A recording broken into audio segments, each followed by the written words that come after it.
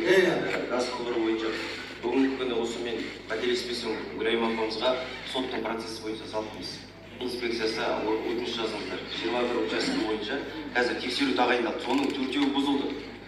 Қалған 17-сінде әлі тексеру сұрап салу жұмыстары жүрді. Соның ішіндегі салтанат дүкені және мана 77-дегі аптекамыз сотта тұр процесс. Сот әлі аяқталған жоқ. Аяқталғаннан кейін соттың шешіміне сәйкес біз жұмыс жасаймыз. Жақсы. Ол сол бір жыл болды ғой сотта жатқанына да, мен сыбайлас жемқорлықпен сөйлесіп жүрмін ғой мен. Солармен жұмыс жасап кеттім, бірігіп шындығын айтсам. Біздің ауылды мына Былықбайдан құтқару үшін мына су дренаждары деп отыр. Су дренаждарын дұрыс айтып отыр мына қонақтар.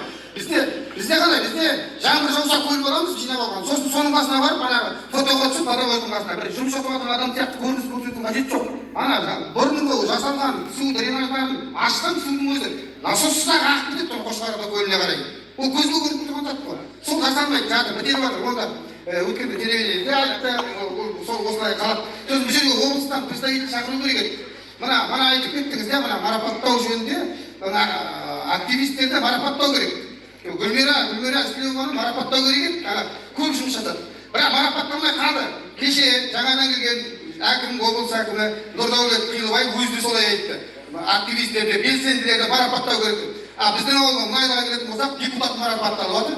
2023 жыл үздігі бір депутат алып отыр. Ол қалай сонда біздің ауылда? Ана Исілеуова Гүлмира, Боранбаева, Гүлсімай сотқа қатысып, ана жердегі заңсыз құрылысты мектептің астынан тазалады, марапаттаусыз қалды ол. Оның орнына бір депутат марапатталып отыр да. Сондай көзге көрініп тұр. Бізде бар ғой, былай қарасаң, халықпен мына акиматтың арасында байланыс аз. Қазіргінің өзінде қарасаң, дым кондиционер жоқ, адамдар азайып барады. Ысылап отыр, жүрегі ысылап отыр да, бір қолдарына нетіп отыр. Енді 21-ші ғасырда өмір сүріп жатыр, дұрыс па? Осы мектепке қанша ақша бөлініп жатыр?